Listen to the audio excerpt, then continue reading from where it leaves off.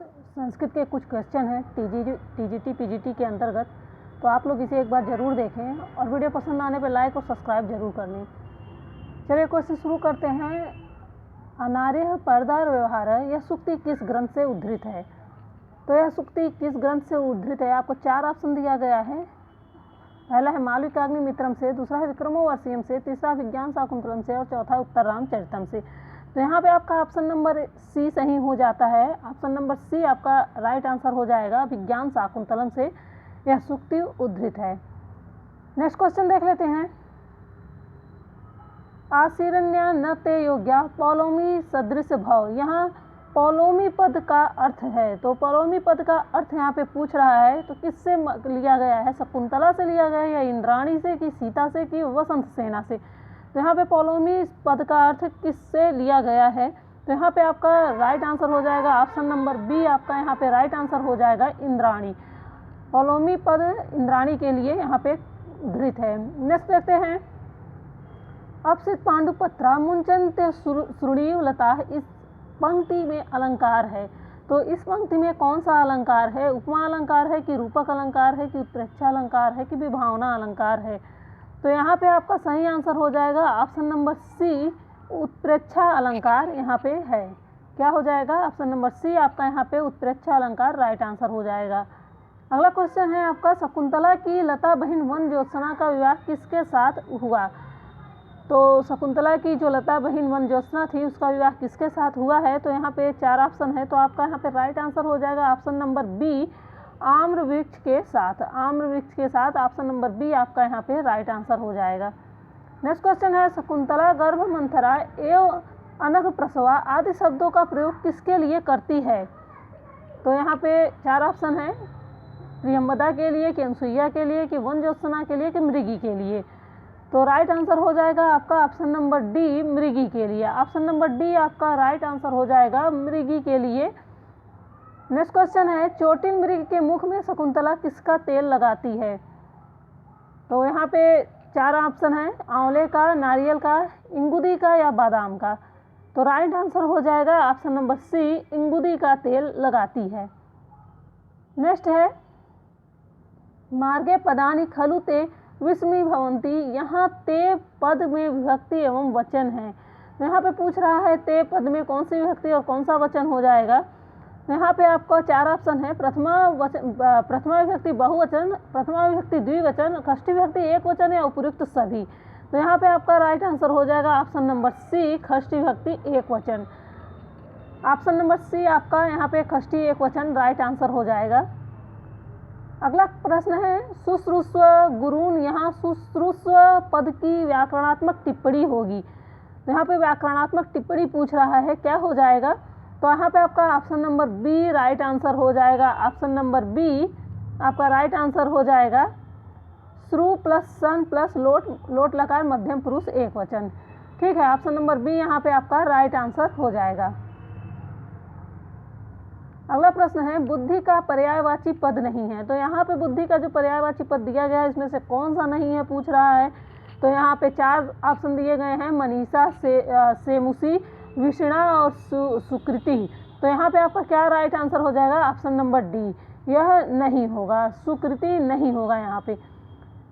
Next question है आपका, धीमता में प्रत्यय है। धीमताम में प्रत्यय है, तो कौन सा प्रत्यय है? मुतु प्रत्यय है कि वतु प्रत्यय है कि तल की टाप प्रत्यय है?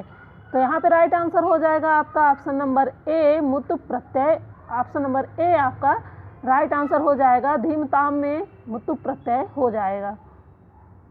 अगला क्वेश्चन है, मम विरहजाम न त्वं वत्से सूचम गणिष्यसि, यह इस पंक्ति में छंद है। तो इस पंक्ति में आपका कौन सा छंद हो जाएगा? हरिणी छंद हो जाएगा कि शार्दूल विकृणितम छंद हो जाएगा कि मंदाक्रांता छंद हो जाएगा कि शिखरिणी छंद हो जाएगा? तो यहाँ पे आपका राइट आंसर हो जाएगा ऑप्शन नंबर ए, हरिणी छंद। यहाँ पे ऑप्शन नंबर ए राइट आंसर हो जाएगा आपका। नेक्स्ट क्वेश्चन देख लेते हैं, कविता कानन केसरी, इस उपाधि से आलोचकों ने किस कवि को संबोधित किया है? तो कविता कानन केसरी उपाधि किस कवि को दिया गया है? 4 ऑप्शन है, माघ को दिया गया है कि भारवी को दिया गया है कि बाण को दिया गया है कि दंडी को दिया गया है? तो यहाँ पे आपका राइट आंसर हो जाएगा बाण भट्ट को कहा गया है क्या, कविता कानन केसरी। इसकी उपाधि आलोचकों ने बाण भट्ट को दी है। ऑप्शन नंबर सी आपका राइट आंसर हो जाएगा। अगला प्रश्न है, प्रसन्न गंभीर पदाव सरस्वती यह किस कवि की भाषा शैली की विशेषता रही है। तो यह किस कवि की भाषा शैली की विशेषता रही है, भारवी की रही है कि माघ की, कालिदास की, अंबिका दत्त व्यास जी की रही है। तो यहाँ पे आपका सही आंसर हो जाएगा ऑप्शन नंबर ए भारवी की रही है। ऑप्शन नंबर ए भारवी यहाँ पे आपका राइट आंसर हो जाएगा। अगला प्रश्न है, सुदुर्लभा स्वर मनोरमा गिरी यह सूक्ति किस ग्रंथ से संबंध है। तो यह सूक्ति किस ग्रंथ से संबंधित है, अभिज्ञान शाकुंतलम से है कि उत्तर रामचरितम से है कि किरातार्जुनीयम से है कि शिशुपाल वधम से है। तो यहाँ पे आपका राइट आंसर हो जाएगा ऑप्शन नंबर सी, यहाँ पे आपका राइट आंसर हो जाएगा किरातार्जुनीयम से। ऑप्शन नंबर सी किरातार्जुनीयम आपका सही उत्तर हो जाएगा। नेक्स्ट क्वेश्चन है आपका, श्रिय पूर्णामधिपस्य पालनीयम यहाँ श्रिय पद में प्रकृति प्रत्यय है। तो यहाँ पे श्रिय पद में पूछ रहा है कौन सी प्रकृति और प्रत्यय होगी यहाँ पे। तो यहाँ पे आपका राइट आंसर हो जाएगा ऑप्शन नंबर ए। और ऑप्शन नंबर ए आपका यहाँ पे राइट आंसर हो जाएगा श्री प्लस कृप प्लस खष्ठी, यहाँ पे राइट आंसर हो जाएगा यहाँ पे। नेक्स्ट देखते हैं, निवेदिष्यत पद में प्रत्यय है। तो कौन सा प्रत्यय है, सत्र प्रत्यय है, सानस प्रत्यय है, किसई प्रत्यय है, किसऊन प्रत्यय है। तो यहाँ पे आपका राइट आंसर हो जाएगा ऑप्शन नंबर ए सत्र प्रत्यय, यहाँ पे राइट आंसर हो जाएगा। नेक्स्ट क्वेश्चन है आपका, तवान भावो अयमेव वेदी यन्मया यहाँ अवेदी पद में लकार है। तो यहाँ पे अवेदी पद में पूछ रहा है कौन सा लकार हो जाएगा। तो चार ऑप्शन दिया गया है, कर्मणि लुंग लकार, कतरी लंग लकार या भावे लिंग लकार या इनमें से कोई नहीं। तो यहाँ पे आपका राइट आंसर हो जाएगा ऑप्शन नंबर ए कर्मणि लुंग लकार। ऑप्शन नंबर ए आपका यहाँ पे सही हो जाएगा। नेक्स्ट क्वेश्चन देखते हैं,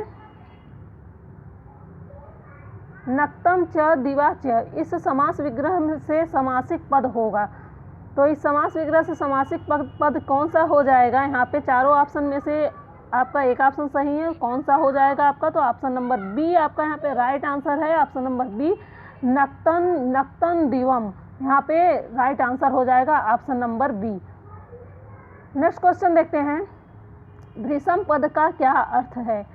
भृशम पद का क्या अर्थ है, अत्यधिक, अत्यल्प, सुंदर या शांति। तो यहाँ पे अत्यधिक हो जाएगा भृशम पद का अर्थ। ऑप्शन नंबर ए आपका राइट हो जाएगा अत्यधिक। नेक्स्ट है, राजा यशो वर्मा के आश्रित कवि माने जाते हैं। तो राजा यशो वर्मा के आश्रित कवि कौन माने जाते हैं, भारवी माने जाते हैं। ऑप्शन नंबर ए यहाँ पे नहीं, माफ़ करिएगा, राजा यशो वर्मा के आश्रित कवि भारवी नहीं भभूति माने जाते हैं। हाँ भभूति माने जाते हैं। यहाँ पे आपका ऑप्शन नंबर बी राइट हो जाएगा भभूति। राजा यशो वर्मा के आश्रित कवि भभूति माने जाते हैं। ऑप्शन नंबर बी आपका राइट हो जाएगा। नेक्स्ट क्वेश्चन है आपका, महाकवि भवभूति की प्रथम नाट्य कृति मानी जाती है। तो महाकवि भवभूति की प्रथम नाट्य कृति कौन सी मानी जाती है। तो वो मानी जाती है मालती माधवम। ऑप्शन नंबर ए आपका राइट है, मालती माधवम ये महाकवि भवभूति की प्रथम नाट्य कृति मानी जाती है। नेक्स्ट क्वेश्चन है, श्रृंगार रस, वीर रस तथा करुण रस तीनों रसों में किस कवि ने 3 नाटक लिखे हैं। तो तीनों रसों में किस कवि ने 3 नाटक लिखे हैं। तो यहाँ पे आपका हो जाएगा ऑप्शन नंबर सी भवभूति ने। ऑप्शन नंबर सी आपका राइट आंसर हो जाएगा। भवभूति ने श्रृंगार रस, वीर रस और करुण रस में तीनों रसों में नाटक लिखे हैं। कौन, भवभूति जी। नेक्स्ट है, उत्तर रामचरितम के मंगलाचरण में किस छंद का प्रयोग है। तो मंगलाचरण में किस छंद का प्रयोग किया गया है। तो यहाँ पे हो जाएगा आपका right answer option number B अनुष्टुप छंद का। ऑप्शन नंबर बी आपका राइट आंसर हो जाएगा, अनुष्टुप छंद का प्रयोग किया गया है। अगला प्रश्न है आपका, पदवाक्य प्रमाणज्ञ भवभूति की इस उपाधि से क्रमशः किन 3 शास्त्रों का संकेत मिलता है। तो यहाँ पे पूछ रहा है पदवाक्य प्रमाणज्ञ भवभूति की इस उपाधि से क्रमशः किन 3 शास्त्रों का संकेत मिलता है। तो यहाँ पे आपका राइट आंसर हो जाएगा ऑप्शन नंबर सी व्याकरण, मीमांसा और न्याय। यहाँ पे आपका राइट आंसर क्या हो जाएगा, ऑप्शन नंबर सी व्याकरण, मीमांसा और न्याय।